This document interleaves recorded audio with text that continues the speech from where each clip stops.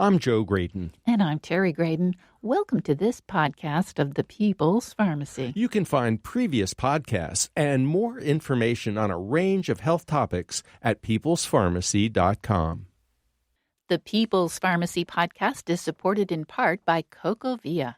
CocoVia cocoflavanols support both cardiovascular health and cognitive function by promoting healthy blood flow, transporting oxygen and nutrients to vital organs and muscles, including your heart and brain. CocoVia now comes in an even more concentrated formula with 450 milligrams of cocoflavanols, 5 times more than the leading dark chocolate bar and 15 times more than the leading cocoa powder.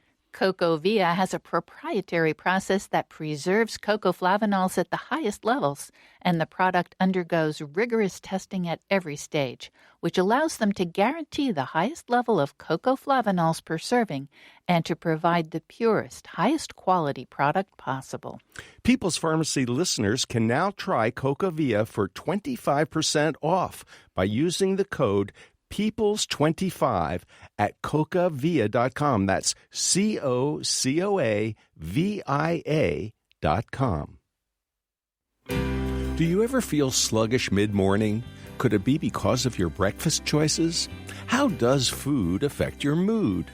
This is the People's Pharmacy with Terry and Joe Graydon.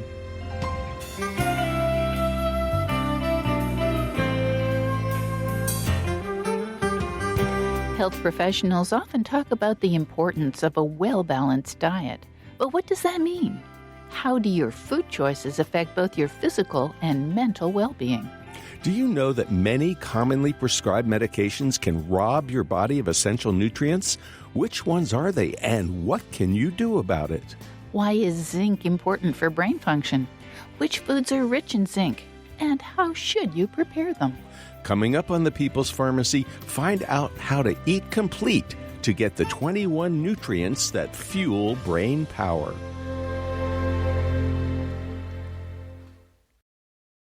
In the People's Pharmacy Health Headlines, could mouthwash have an unintended consequence? People use antibacterial rinses to control bad breath and gum disease. However, scientists have just discovered that mouthwash users might be undermining the blood pressure benefits they get from aerobic exercise. The connection might not seem obvious. Experts acknowledge that an episode of brisk exercise usually lowers blood pressure. During physical activity, blood vessels dilate due to production of nitric oxide. This important compound degrades into nitrate. The new research shows that oral bacteria are able to convert nitrate back into nitrite and from there to nitric oxide. People who used antibacterial mouthwash after running on a treadmill had significantly less blood pressure reduction than those who swished with mint-flavored water. The researchers suggest that oral bacteria are like the key to opening blood vessels and lowering blood pressure. Frequent flyers often avoid drinking water on airplanes. That's because they've been told that there are questions about the quality of airline water. The 2019 Airline Water Study found a great deal of variability in water quality among different airlines. 11 major and 12 regional airlines were included in the study, which looked for E. coli and coliform contamination in water samples. Alaska and Allegiant Airlines had the safest water, with Hawaiian Airlines a close second. Airlines that did not score so well included JetBlue and Spirit Airlines. Among regional airlines, Piedmont did well, but Republic scored low. Researchers recommend avoiding unbottled water, coffee, and tea on most flights. Instead of washing your hands in the bathroom, bring along your own hand sanitizer. To nap or not to nap? It may not be the most pressing question you face, but it is one that's been challenging investigators for years. Some prior studies showed that napping was not healthy, while others suggested it might be beneficial. Swiss scientists conducted an observational study of more than 3,400 people for over 5 years. They collected data on napping habits and cardiovascular complications of these middle-aged individuals. Those who reported napping once or twice a week for periods ranging from 5 minutes to an hour were 48% less likely to have a heart attack, stroke, or heart failure. More frequent nappers did not appear to be protected from such events. Daytime sleepiness and sleep apnea did not appear to explain all the differences. An editorial notes, "It's time to start unveiling the power of naps for a supercharged heart." Immunotherapy is a relatively recent addition to the options for treating various cancers. One of these compounds, nivolumab, works by blocking a protein that keeps immune cells from destroying cancer cells. Such medicines are known as checkpoint inhibitors. Oncologists report that patients with hard-to-treat lung cancer got significant benefit from nivolumab treatment. The study included 854 people. After 5 years, 13.4% of those who received the drug were still alive, compared to 2.6% of those treated with the standard chemotherapy drug docetaxel. Because nivolumab works by affecting the immune system, people on this medication may experience infections, rash and itching, significant fatigue, diarrhea, or other more serious side effects. Should doctors be prescribing drugs to prevent breast cancer? The U.S. Preventive Services Task Force suggests that women at high risk of the disease would probably benefit from medicines like tamoxifen, raloxifene, and anastrozole. Women who don't have an increased risk of breast cancer might experience more harm than help as a result of taking such anti-estrogen medicines. Tamoxifen and raloxifene can trigger dangerous blood clots, and tamoxifen also increases a woman's chance of endometrial cancer. Unfortunately, these risks are higher for older women who are also likely to be at increased risk for breast cancer. And that's the health news from the People's Pharmacy this week.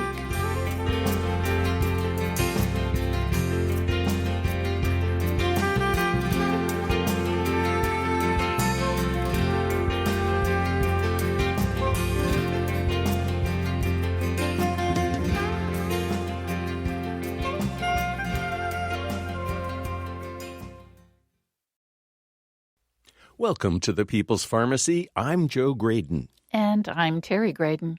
You are what you eat, or so the saying goes. We usually think of that with respect to physical health. Does your diet also have an impact on your mental health? How do the foods you eat affect your brain? To help us learn more about this intriguing topic, we're speaking with Dr. Drew Ramsey. He's an assistant clinical professor of psychiatry at Columbia University College of Physicians and Surgeons. He also maintains an active clinical practice in New York City. His books include The Happiness Diet, 50 Shades of Kale, and his most recent, Eat Complete, the 21 nutrients that fuel brain power, boost weight loss, and transform your health. Welcome to the People's Pharmacy, Dr. Drew Ramsey. Thank you so much, Joan. Terry, it's great to be with you. Dr. Ramsey, when I think about psychiatry, I think, well, when you're dealing with depression, drugs like Paxil, Prozac, Wellbutrin, Effexor, Cymbalta. Food? Food for depression? What are you talking about? Well, you just mentioned some of the top FDA-approved treatments for depression. Those are all really important. My colleagues and I would want to add in there also all of the great talk therapies and psychotherapies that have a lot of evidence they help with depression. And food is something that becomes a powerful tool both in patients' everyday lives, but also increasingly in the evidence, as we see correlations between people's dietary pattern and their risk of depression. And now there have actually been 2 randomized controlled trials, gold standard in medicine, showing that a Mediterranean diet added on to treatments, one of those treatments you mentioned, as usual, can get a number of people, up to a third more patients, into full remission. And so I think food is the short answer. Yes, we should be talking about food when we talk about our mental health, because our mental health depends on brain health, and brain health depends on the right nutrition. Would you tell us a little bit more about that evidence, please?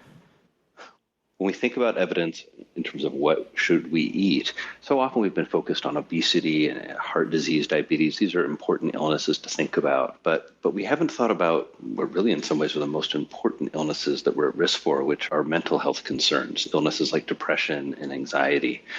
And Over about the last decade, there have been a number of studies and a number of meta-analyses looking at our dietary pattern and how that correlates to our risk of something like major depressive disorder. And just pretty much across the board, when people eat a more traditional diet or a more Mediterranean-style diet, there's even some data for a Japanese diet, there's a decreased risk of depression by between about 30 and 15%. When people eat a more Western diet, all the foods that everybody knows we shouldn't be eating, the kind of empty carbohydrates, lots of vegetable oils, lots of processed foods, there's an increased risk in depression. So it's just that simple data then translates into some of these randomized trials. And then it just translated. I'm a clinician, and so I just think about it as one of the many tools I have to help people get better and improve their mood, but also improve their overall brain health. Now, you mentioned some numbers. Did you say 15 to 30% reduction?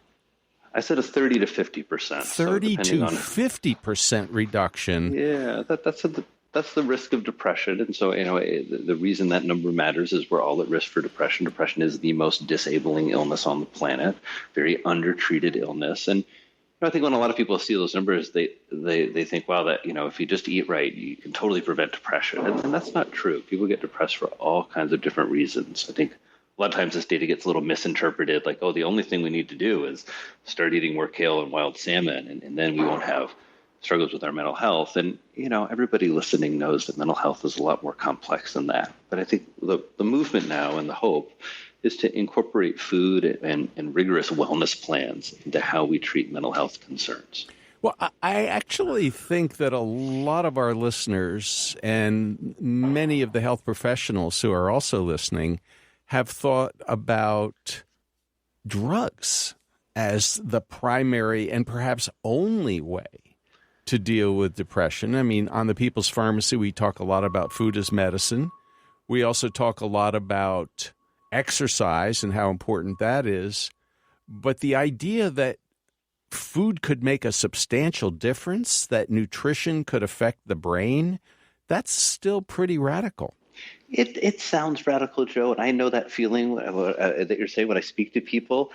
And then it's also just something kind of intuitive that we know. We all know when we eat better, we eat more plants, we eat a healthier diet, we tend to feel better. We know that when our gut is in a good spot and we're having healthy digestion, our overall emotional health usually is better.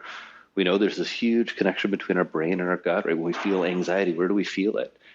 And so it's fascinating that there is this disconnect when we think about, talking about, for example, like the omega-3 fats or a vitamin B12. These are critical nutrients for the brain, or something like zinc or magnesium. There's significant evidence that those are two minerals that really help put the brain more in what we call grow mode by promoting a neurohormone BDNF. And you look at most Americans, they about 50% don't meet the recommended daily allowance for zinc. And I think what concerns me is that most folks don't know where you get zinc other than a multivitamin. And a lot of clinicians don't know what are the top foods for zinc.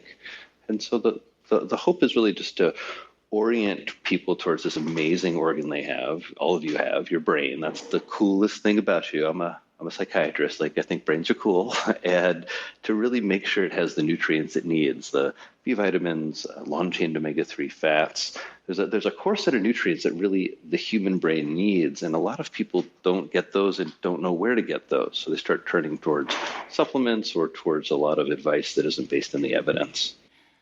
Dr. Ramsey, I think people will understand what you're talking about in terms of the power of diet to affect our mental state. If you tell us a story, and the story I'd like to hear is the story about Tommy. After he graduated from college, didn't get a job, moved back in with his parents, what was going on? Well, this is an individual who I treated with depression who was struggling in a lot of different ways. One of the ways he was struggling is just in that launch after college of not having a lot of structure. But he came to me as a psychiatrist. He was having a lot of depressive symptoms. There was also a lot of agitation and anger and explosions, fights with his parents, a lot of frustration. He had a disruption in a sleep-wake cycle, so he was sort of up all night playing a lot of video games and then just didn't have a lot of structure to his day, and just a lot of emptiness and sadness. So that's and from a food standpoint, I mean, food isn't the first thing you think about there, and it certainly as a clinician, it's not the first thing I think about. There were a lot of important interventions with him, specifically a really supportive alliance and supportive psychotherapy. But one of the things that was striking is that if you looked at his food, it was very dysregulated. He wasn't involved at all with the concept of nourishing himself. And he was just kind of living on bad deli meats and white carbs and a lot of highly processed foods. And so part of his getting better and part of his, say, therapeutic process to becoming an independent young man with all the stuff that he was hoping to do. He works, he's got a girlfriend. Part of that was getting him really engaged with this notion of nourishing himself. And he started to cook, started to get interested in more vegetables. One of the many young men I meet where they say, they don't like plants, and you make a list of vegetables. Boy, there's a lot of stuff on that list to cook and to eat. And so over time, nutrition became one of the tools that he knew that he could use when he was both struggling, not to, that you eat the right food and suddenly your mood is better, but that with every bite, you're doing your best to improve your brain health and improve your mood. And did it work? Well, it does work. I think that the question, and a question that I think a good critical question from the field and from people is, kind of what does that mean to work? Certainly there are individuals who are missing nutrients, like vitamin B12 is one, or if you're iron deficient. Once you replace the foods that have that nutrient, your mood will improve. For a complicated picture, somebody like Tommy, where there's a lot of different factors involved, I think it did work, and it worked in a couple of different ways.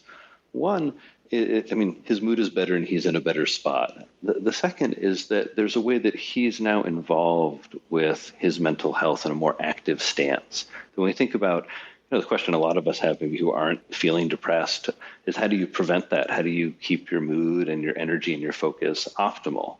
And so when we think about these symptoms more on a spectrum, less that there are people like Tommy who have a thing called depression, and then there's the rest of us, and more that mental health is something that is on a spectrum. And that with our daily choices around our food, around our wellness regimen, it's not just our bodies that we're influencing, or it is our bodies, but specifically we have profound effects on our brains and our brain health. And that has a real direct impact on our mental health. Dr. Ramsey, I think of a lot of young people, teenagers, people Tommy's age, who really eat pretty crappy food. I mean, for them, burgers, fries, pizza, pasta, that's the staple. And all right, Joe, no ageism. It isn't just younger people who may be eating burgers and fries. That's true. So how do you begin to change the way people think about food if that's what they've been used to?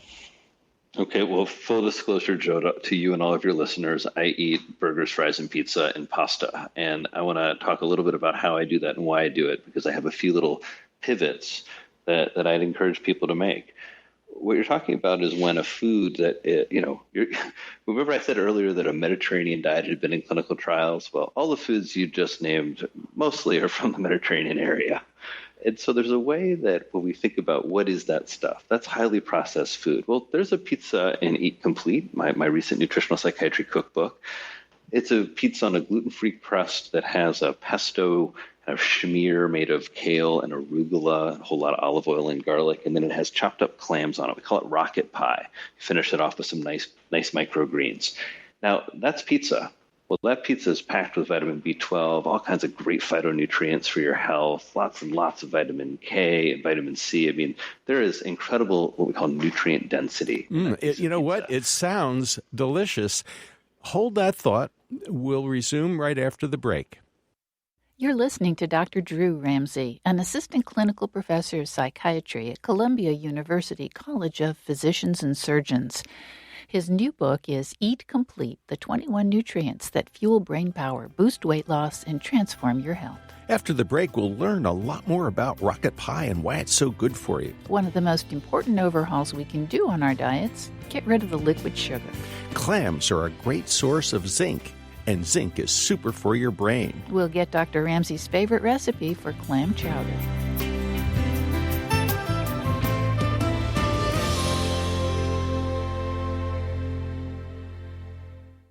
You're listening to The People's Pharmacy with Joe and Terry Graydon. The People's Pharmacy podcast is sponsored in part by Kaya Biotics. Kaya Biotics offers the first probiotics which are both certified organic and hypoallergenic. All probiotics are produced in Germany under laboratory conditions with high-quality ingredients and under strict regulatory oversight. The 3 available formulas are created for very specific purposes, such as strengthening the immune system, fighting yeast infections, and helping with weight loss. To learn more about Kaya Biotics probiotics and the important topic of gut health, you can visit their website, KayaBiotics.com. That's Kaya Biotics.com. Use the discount code PEOPLE for $10 off your first purchase.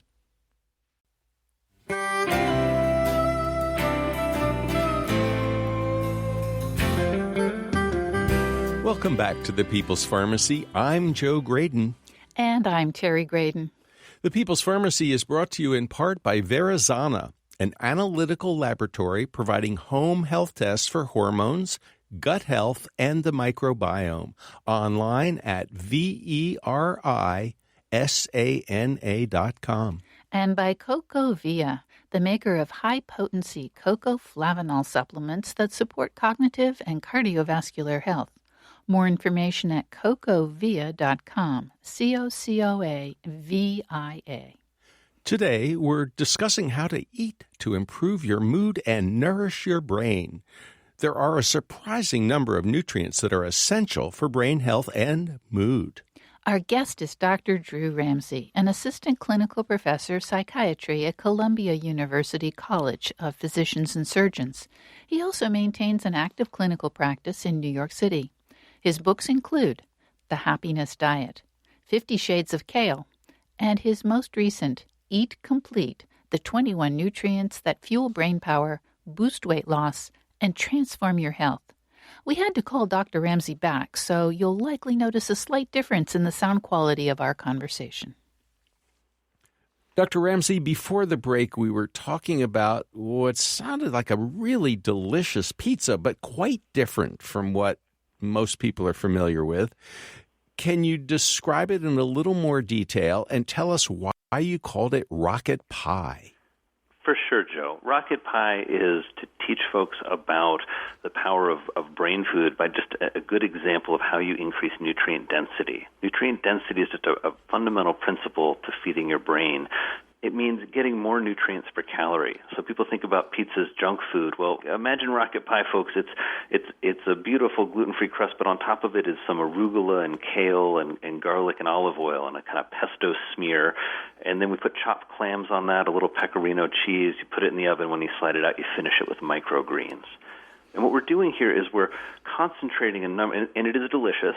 We're concentrating a number of nutrients. We're getting lots of B12 from the clams. You're getting lots of vitamin K and vitamin C, fat-soluble vitamins from the leafy greens. You're getting lots of fiber to feed the microbiome. So these are all foods and food categories that fit into a plan for individuals who really want to think about their brain health and how they choose their food. Now, I can imagine a lot of our friends and colleagues going, yeah, that sounds pretty delicious. We could get on board with rocket pie. What about teenagers? So I love helping teenagers improve their diet. It's interesting. A lot, teens get a bad reputation, but a lot of younger folks and a lot of millennials, they know a lot about food. A lot of them can cook. And so it's really about encouraging the right choices. In our clinic here in New York, the Brain Food Clinic, we really focus on joyfulness around eating. That I'm really done as a physician and as a healthcare provider being a fear-based motivator. It just really hasn't gotten us very far, getting people scared about fat or cholesterol or even sugar. What I think really helps is celebrating the joyfulness of food and the joyfulness of nutrient-dense foods that are great for our brain. So with teenagers, I think the key is trying to understand what they like, understanding they might have a slightly sweeter palate, getting them involved in cooking and in shopping. I mean, my kids are young. I'm expecting them to make me rocket pie. Maybe I'm going to have a wake-up call, but I spend a lot of time with them in the kitchen. they don't love clams now, so maybe you add those in or just do clams on half. But the idea for teens is to help expose their palate and expand their palate and include more nutrient-dense brain foods, particularly seafood and vegetables. Plants overall is really where teens struggle, and then getting rid of the liquid sugars.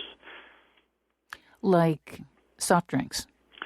Soft drinks, juices, sweetened juices, energy drinks. I mean, if you look at, the numbers, probably about between 10 and for some kids 20-30% of their caloric intake ends up being in these liquid sugar forms. And it's just not how we've ever consumed calories. It's very, where I get concerned is it's just bad for palate development in kids in terms of how they think about food and think about self-nourishment. It's fine if you're on the go, but nobody should be confused when you just do big shots of glucose. It's bad. So what are your kids drinking? My kids, so when they need a treat, when they need like a kiddie cocktail, kombucha is something. A little bit of kombucha is great. It's another brain food category. Are good bugs, and the good bugs are thinking about the microbiome and our gut health and how that influences brain health. And so the rules of eating for a better microbiome are to eat more plants, more prebiotic plants, and to consume more fermented foods with live cultures in them, like kombucha. So kombucha is big in our house. Herbal teas and mint teas. I mean, if somebody wants a little sweetness, a little mint tea with a little bit of honey is just a delicious drink. We drink some kefir, again, another great fermented food. And a lot of water. I mean, the main thing that to encourage children to drink and to drink ourselves is water. Now, you mentioned clams and their wonderful nutritional value. And I have to say, your book, Eat Complete, which the last half of this book is a cookbook with recipes and pictures. Beautiful pictures. So here we have a summer clam chowder with tomatoes, carrots, and shallots. And this clam chowder is more colorful than any I have ever seen. It is gorgeous. This sounds right up my alley because Absolutely. I am a big fan of Manhattan clam chowder. I am not that crazy about the creamy stuff that you get in New England. Tell us a little bit about this recipe. I will. I want all the listeners to know there's more than clams on Yes, there's lots more than clams. Diet plan, okay. So this is a classic brain food recipe, again, where you're looking at one way that everybody listening, you can evaluate your diet. Are you eating brain food? Is look at your plate, and are there a rainbow of natural colors on that plate? You get lots of points for rainbow colors, leafy greens, and seafood. And so this is a clam chowder, again, just trying to encourage people around getting creative with using these brain superfoods, these things like the bivalves, mussels, clams, and oysters, or just for a lot of Americans, we really struggle. How do we get more fish and more seafood into our diet? Americans eat about 14 pounds per person per year.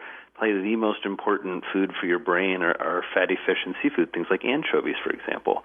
And so these recipes in Eat Complete are designed around those foods to get the most nutrient density that you can. And the way the book's designed is we go through certain nutrients, go through 21 nutrients like B12, magnesium, and zinc, tell you the top foods that have that, things like pumpkin seeds, for example, amazing source of zinc, and then tell you the recipes in the book that have the most of those. And so ideally the recipe is going to give you at least 100% of your recommended daily allowance was our goal with the book.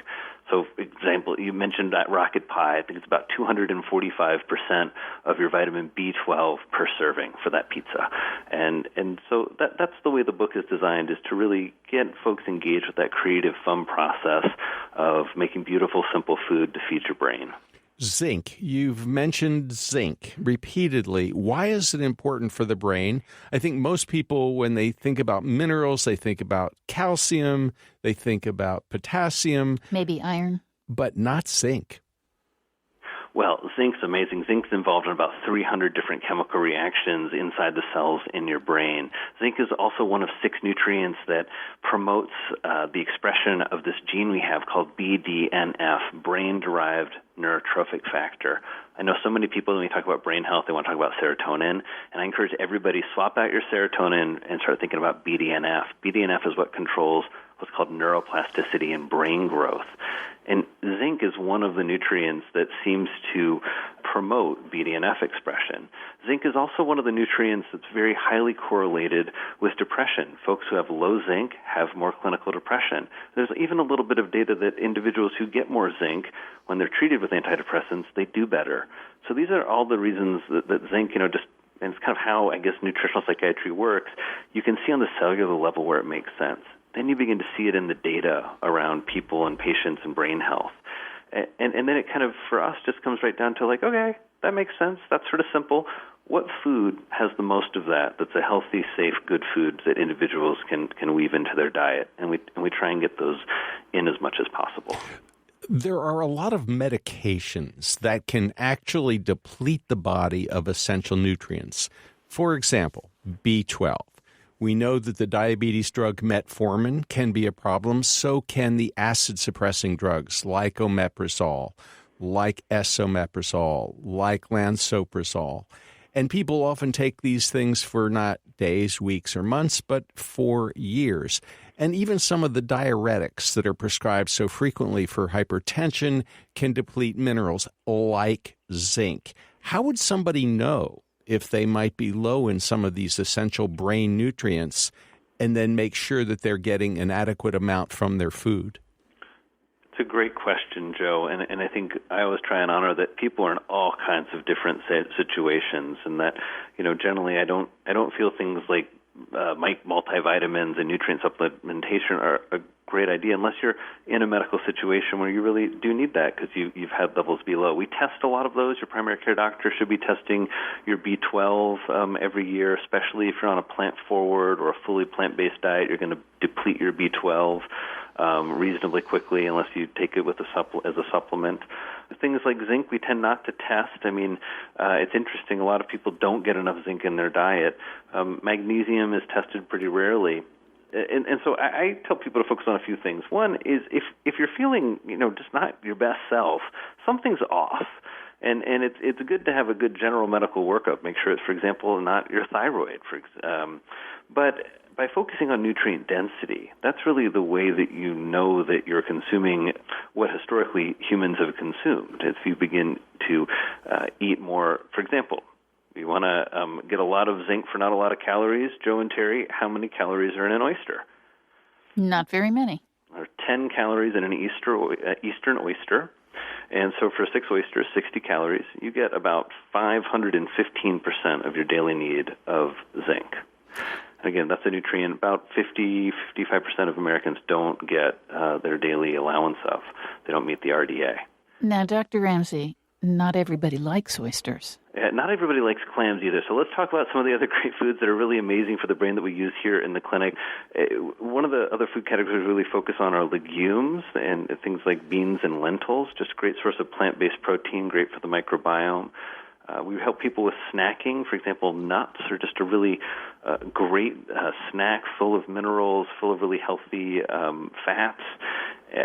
And so, usually when I talk to people about nuts, they get worried about the calories in nuts. Well, the USDA actually issued a statement a couple of years back saying about 25% of the calories in nuts you don't actually absorb. And also, I point out to people, you do need calories, and having a nice handful of cashews and mindfully sitting with those and eating them is going to keep you full because you're getting that nice trifecta of slow-burning carbohydrates, fats, and protein, and and a lot of fiber, and those things tend to keep us more satiated. Now, Eat Complete mentions 21 nutrients that are important for our brain health, for our mood. That's an awful lot for a primary care physician to be paying attention to. Can we really kind of keep track of all 21 nutrients? Well, as I say in the book, I did the math so you don't have to. If you follow the principles that are in Eat Complete and the principles of brain food and seek out the most nutrient-dense foods, you're going to get plenty of these nutrients. That if you're eating a lot of leafy greens, you're eating healthy proteins, good meats, beans. I have this little phrase: seafood, greens, nuts and beans, and a little dark chocolate, a little rhyme. Oh, I like that, especially the ending. Yeah. Dark chocolate's a great brain food. I mean, think about the nutrients we're talking about, things like magnesium and iron and fiber. Well, dark chocolate is a really good source of those three nutrients. And so, there's a way that brain food, I think, asks us to really reconsider our stance about some foods. And I think the worry that you're not going to get enough of your vitamins or your nutrients, I mean, if your gut is working well and you're eating foods, I guess I'd also ask people, do you think there was a lot of creativity and human happiness and love prior to 1912? Because before 1912, we didn't know about a single nutrient. We had no idea. And so I think when we kind of revolve our entire way of eating around just the nutrients, I think we really miss something. We miss a fundamental part of nutritional psychiatry and how I work with patients, which is we miss the nourishment part. That it's just the foods we pick are important. So is taking a deep mindful breath. So is eating with gratitude. So is cooking for other people and sharing food. Ideally growing a little food. I'm going to be back in my garden tomorrow, and I just can't wait to see all the tomatoes and cabbage, and I'm just titillated with excitement. And so there's a lot of ways besides just picking these nutrient-dense foods that people can really improve their relationship with food and over time improve their brain health. Dr. Ramsey, I'd like to talk about breakfast.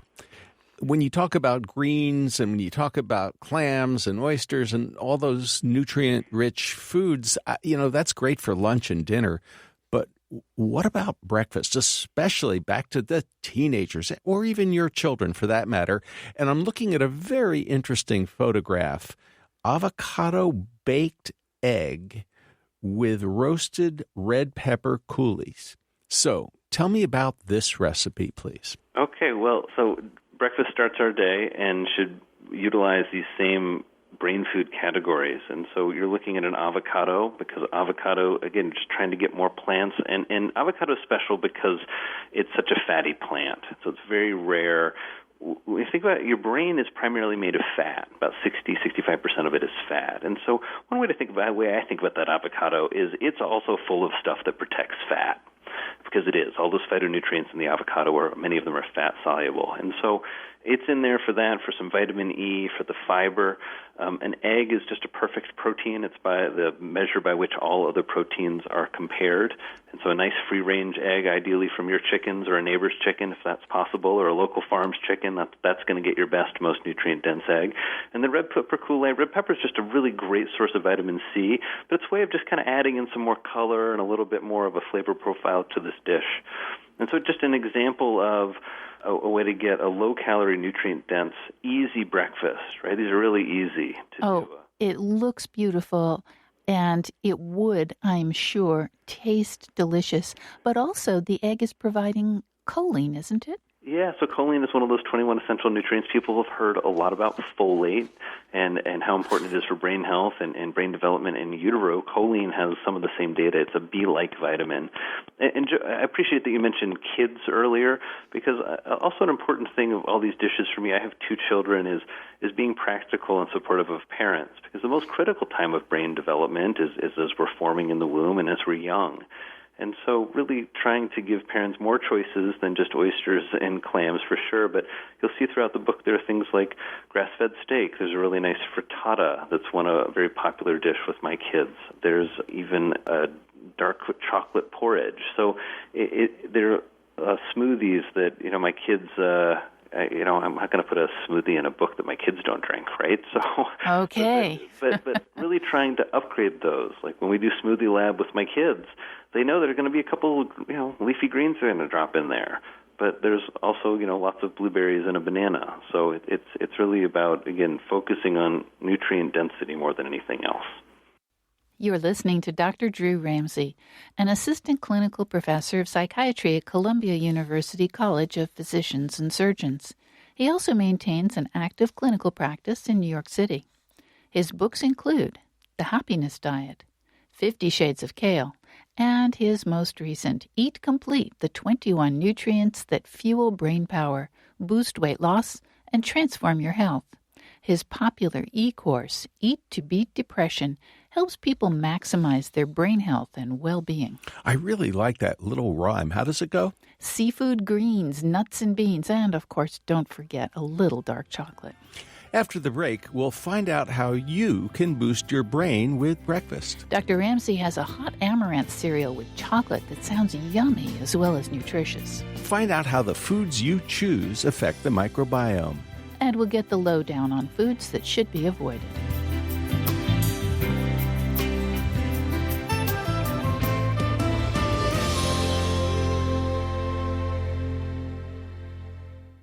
You're listening to The People's Pharmacy with Joe and Terry Graydon. This People's Pharmacy podcast is brought to you in part by Verisana.com. Verisana Lab offers home health tests that allow you to monitor your hormones and health conditions. You can take control of the quantitative assessment of your health and learn about male and female hormone balance, the stress hormone cortisol, leaky gut, gluten intolerance, or your gut microbiome. Take a more active role in tracking your health and take 20% off your first order of a mail-in testing opportunity with the discount code PEOPLE. That's uppercase PEOPLE.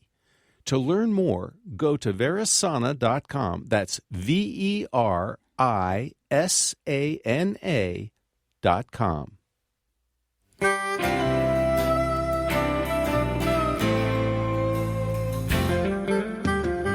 Welcome back to The People's Pharmacy. I'm Terry Graydon. And I'm Joe Graydon. The People's Pharmacy is brought to you in part by Coca-Via, offering plant-based nutrients in the form of cocoa flavanols for brain and heart health. Online at cocavia.com. That's COCOAVIA.com. And by Kaya Biotics, probiotic products made in Germany from certified organic ingredients. KAYA Biotics.com. What should we be eating for breakfast to start the day off with energy and optimism? Can chocolate really play a role in a healthy breakfast? We're talking today with Dr. Drew Ramsey, an assistant clinical professor of psychiatry at Columbia University College of Physicians and Surgeons. He also maintains an active clinical practice in New York City. His books include The Happiness Diet, 50 Shades of Kale, and his most recent, Eat Complete, the 21 nutrients that fuel brain power, boost weight loss, and transform your health. He also has a popular e-course, Eat to Beat Depression. Dr. Ramsey, we were just talking about breakfast and how you do this egg avocado thing. How does that work exactly? How do you get that egg into the avocado and make it look so beautiful? It's really simple. This is a really easy dish. Just slice your avocado in half, pull out the pit. Sometimes you need to just scoop a little bit of the avocado out and keep that and enjoy it, or I'll just pop it in my mouth as the first thing I eat for breakfast, and then drop the egg in and slide it in the oven, and that's a baked avocado. And, you know, I'll be honest, I hadn't had a lot of baked avocados, and it's one of the things I really hope that Eat Complete does for people, is it sort of inspire people to have a little fun and be a little more creative and mix things up with your food. And so this was just a fun dish to, you know, I love avocado all kinds of different ways, but to give people another new option and one that's just really easy. Well, there's another one, and you alluded to it, chocolate hot amaranth breakfast cereal, and it just looks beautiful. Well, thank you, Joe. It's also really delicious, really rich. Amaranth is one of the gluten-free grains we used. And again, applying that principle of nutrient density to look at what are the other grains. There's a lot of controversy and debate about gluten. I did a gluten-free cookbook in part because I wanted to give people, gluten-free or not, lots of other options with the other great nutrient-dense grains that are out there. And so amaranth is just, it has more minerality to it. It's a nice flavor profile, and then the dark chocolate balances really nicely with it. And again, you know, I don't think about this as like a treat or this is your cheat day. This is brain food. It's a whole grain. It's dark chocolate. We usually put some berries on there. It's not a huge quantity or huge caloric load. It's, you know, good, sensible nutrition for your brain. Now, you've mentioned fat and how important it is for your brain, the fact that the brain is full of fat. But a lot of your colleagues, I won't mention any names, have been anti-fat for decades. And the idea of consuming so much fat, like avocados, is sort of an anathema to them. We hear from our listeners who say, but wait a minute, the brain is fat. It is cholesterol. Why can't we have more fat and cholesterol as brain food? And I'm guessing you would agree with them. Yeah, I would ask people to really scrutinize the data that connects dietary cholesterol to your overall health and mortality risk, how much cholesterol you eat. Compared to knowing your cholesterol levels, that's very, very important. But what you eat, the saturated fats and the cholesterol, how those affect our lipid numbers and our risk is really a topic of great debate. And my sense is that, the real problem that we've had is eating a lot of sugars and refined carbohydrates and just lots and lots of extra calories. I mean, I'm not sure it matters whether it's saturated fat or the sugar or the cholesterol when you're eating 4,000 calories a day. I think the other thought is that your brain doesn't just run on sugar. During natural times of fasting, or if you're fasting, or for example, look at those traditional diets we love, like the Mediterranean diet, about 2 months out of the year, they're fasting in some way or another. When you don't have immediate access to carbohydrates, your brain is hungry. It burns 400 calories a day. It can't be without calories for a second. Well, what does it do? It starts to burn fat, and it burns them and creates these things called ketones. That's the basic of these ketogenic diets. And we've always kind of cycled through periods where we have a lot of carbohydrates, or at least some. We lay down fat stores, and then we burn them when we go into ketosis, when there are times of not enough food. And so, I think when people promote fat as a focus, they miss the point that in most studies, people eat between 30 and 50% of their calories from fat. And when you eat more fats, you avoid eating carbohydrates, which generally is a good idea, even with some whole grains. So I guess that's how I'd respond to that. I'd also just respond like it didn't work, right? Like just if you look at the medical studies of low-fat diets, they don't really work because people don't stay on them. If you look at that messaging, don't eat fat, don't eat cholesterol, like we have more obesity, diabetes, and heart disease than we ever have in history. So I just kind of think if that's the message, it deserves a little refresh in terms of its science. Dr. Ramsey, we've been talking about avocado, we've talked about amaranth, we've talked about clams and kale. All of these are slightly out of the usual pattern that people are accustomed to eating. I'm wondering, how expensive is it to follow this Eat Complete diet? Well, in a recent trial of the Mediterranean diet, individuals saved about $140 a month when they switched over to eating a more fresh food, home cooking-based Mediterranean-style diet. So I don't think they're expensive. Let's take anchovies, for example, top brain food. I think the cost can be one barrier. I mean, but even something like wild salmon, top brain food. You can get a can of wild salmon for $3 or $4, very fresh. You can make salmon croquets. You can make a salmon burger. Right? So there are a lot of tips and tricks we go over in Eat Complete about how to do this on a budget. And I think that's actually one of the myths, Terry, that eating well costs more. I really don't think it does. We can look at it from the just straight-up food standpoint. Good example, red beans. Pound of dried red, organic red beans here in Manhattan at the food co-op is $2.29 a pound. And that's a lot of nutrition and a lot of great organic calories for not a lot of money. So there are lots and lots of great brain foods that you can get on a really, really nice budget. I would say the bigger barrier is, you said, people don't eat these foods a lot. And so that's where I hope Eat Complete can help with just helping people think about, like, do you have a great anchovy pasta recipe if you're okay on anchovies? Or if you like seafood, what's your favorite ceviche recipe to do at home? Such a great, simple, delicious way to do seafood at home. No smell, really easy to prepare. Everybody likes limes. So the idea really is to try and address the accessibility of a lot of these foods and have them be in people's regular rotation. Dr. Ramsey, you've mentioned ceviche. What is it?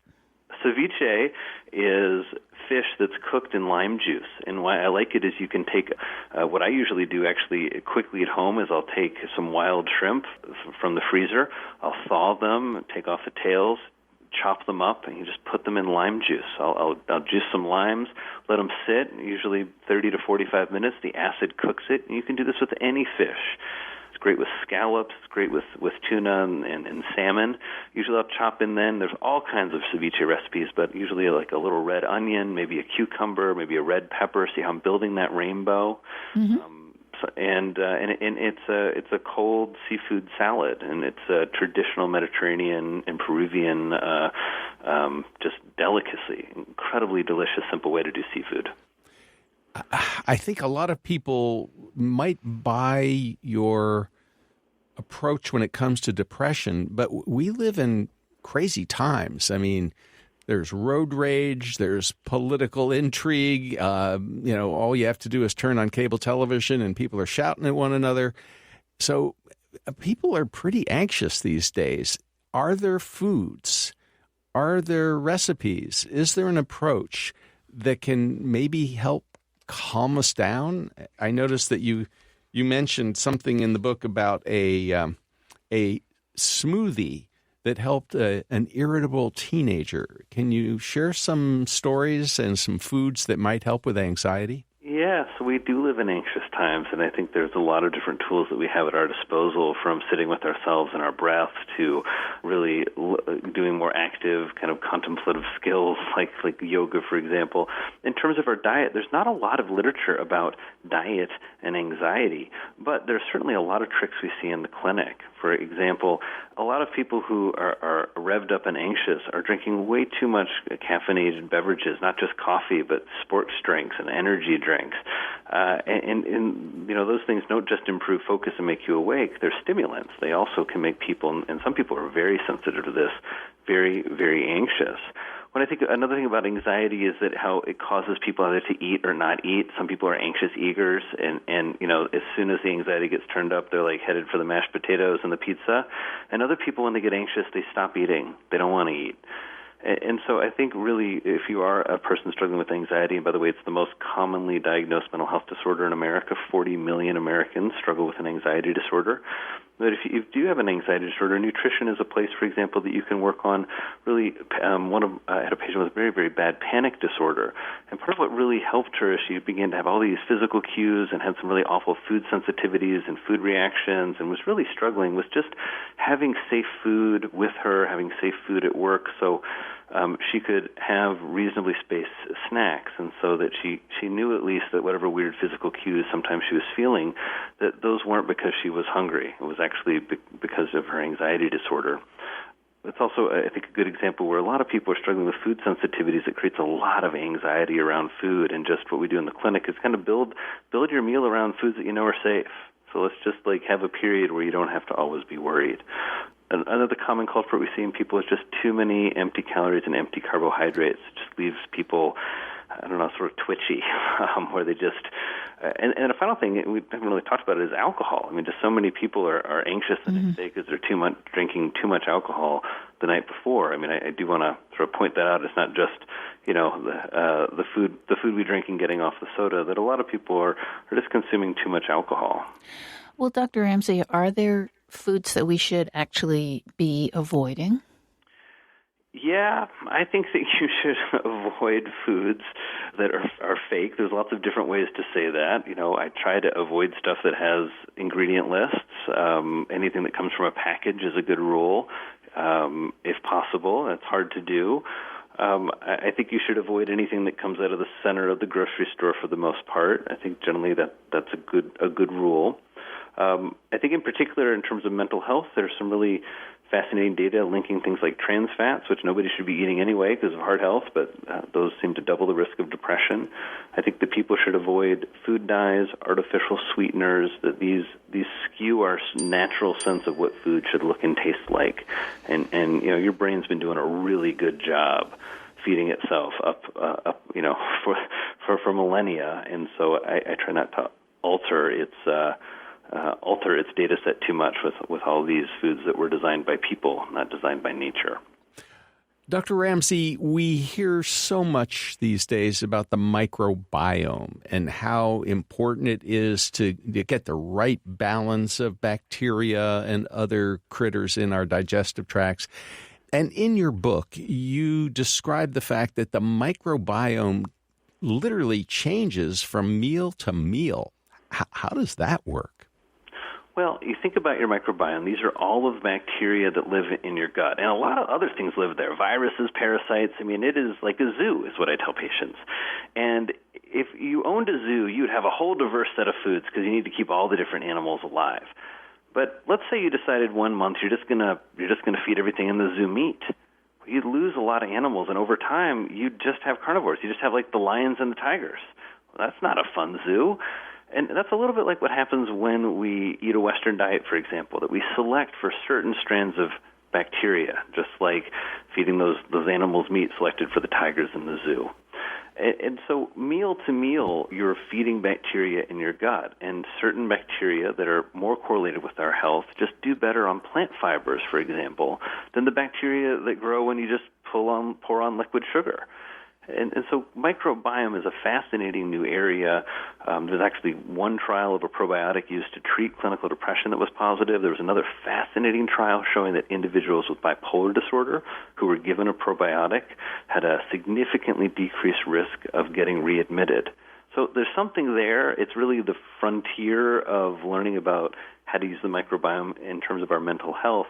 I encourage people not to get suckered by expensive supplements and to remember that the microbiome is a simple formula of feed and seed. Eat more fermented foods. Maybe you've had a lot of antibiotics. A probiotic is a great idea for a little while, but not forever. And then eat foods that are good prebiotic foods. The alliums are great. Onions, leeks, garlic, asparagus. And I go through these foods in Eat Complete, try and help people get a healthier, more diverse microbiome. Dr. Ramsey, we are almost out of time. Would you sum up for us, please, what our listeners should take away from this conversation about keeping their brains healthy?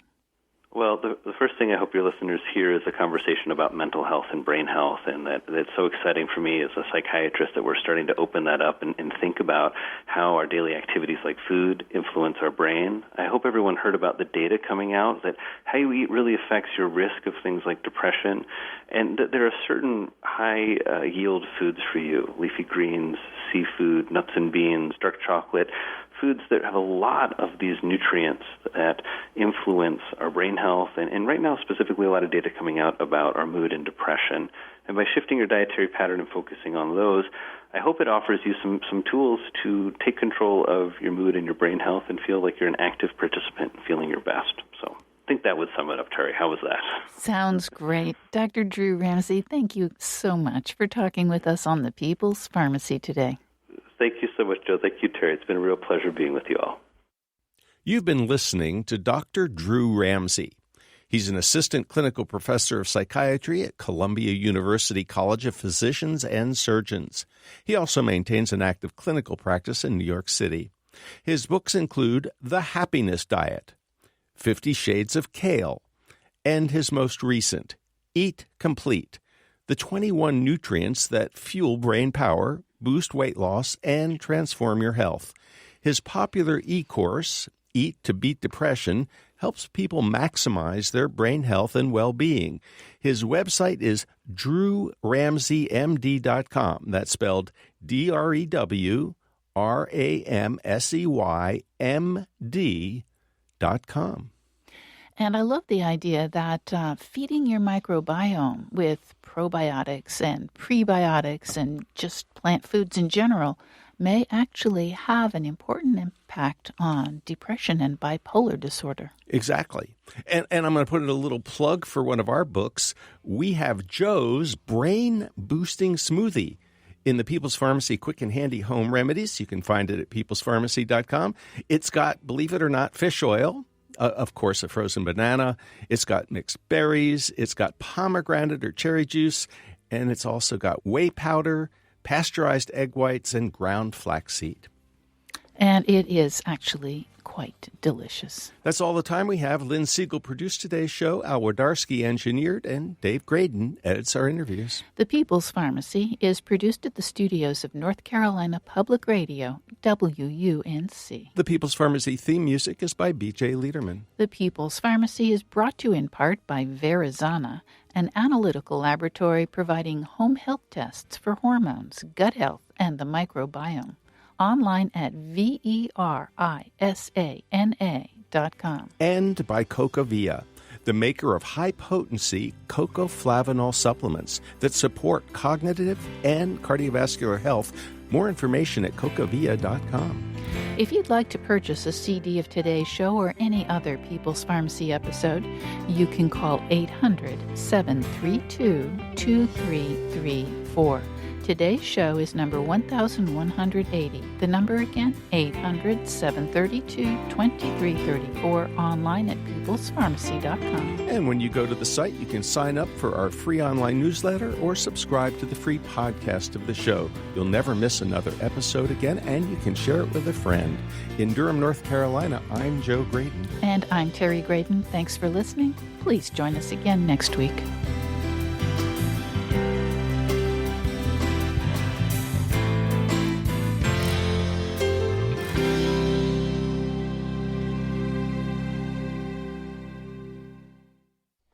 Thank you for listening to the People's Pharmacy Podcast. It's an honor and a pleasure to bring you our award-winning program week in and week out. But producing and distributing this show as a free podcast takes time and costs money. If you like what we do and you'd like to help us continue to produce high-quality, independent healthcare journalism, please consider chipping in. All you have to do is go to peoplespharmacy.com/donate. Whether it's just one time or a monthly donation, you can be part of the team that makes this show possible. Thank you for your continued loyalty and support. We couldn't make our show without you.